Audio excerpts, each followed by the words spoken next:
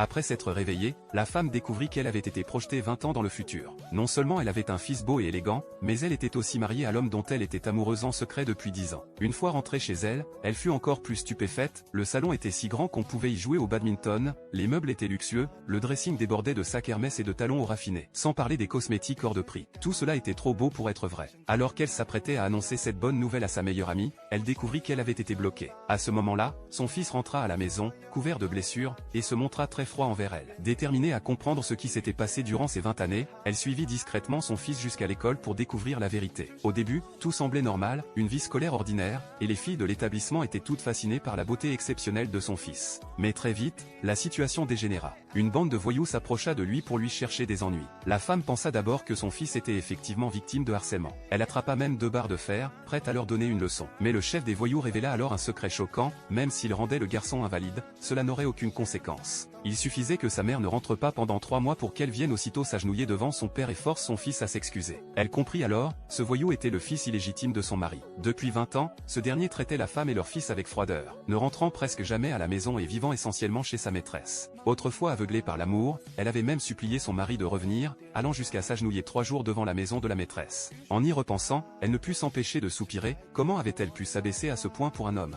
Mais il n'y avait pas de temps pour les regrets. Le poing du fils illégitime allait s'abattre sur le visage de son fils. Sans hésiter, elle frappa la jambe du voyou avec une barre de fer, puis cria « Je veux voir qui ose toucher à mon fils ». Tout le monde fut choqué, surtout son fils. La suite fut inévitable, tous finirent au poste de police, couverts de bleu et de bosses. Mais lorsque son mari arriva, il ne fit que défendre son fils illégitime, qui savait parfaitement jouer la victime. Quant à la maîtresse, elle jouait encore mieux la comédie, affirmant que si quelqu'un devait être frappé, ce devait être elle, pas l'enfant. Comme prévu, après avoir entendu cela, le mari exigea publiquement que la femme paie 1 million d'euros pour les frais médicaux et le préjudice moral, menaçant de divorcer si elle refusait. Mais la femme n'était plus celle d'autrefois, prête à tout supporter au détriment de son fils. Elle gifla son mari sans hésiter et déclara froidement « Très bien, divorçons ». Le mari, abasourdi, se mit à crier. Leur fils accourut pour protéger sa mère, mais elle le repoussa doucement, bondit en avant et lui donna une seconde gifle, l'avertissant de ne plus jamais hausser le ton contre leur enfant. À ce moment-là, sa meilleure amie arriva. Lorsque la femme voulut la prendre dans ses bras, son amie la repoussa d'un geste sec, puis examina les blessures du garçon en demandant qui lui avait fait ça, promettant de lui rendre justice, même si cela impliquait son propre père.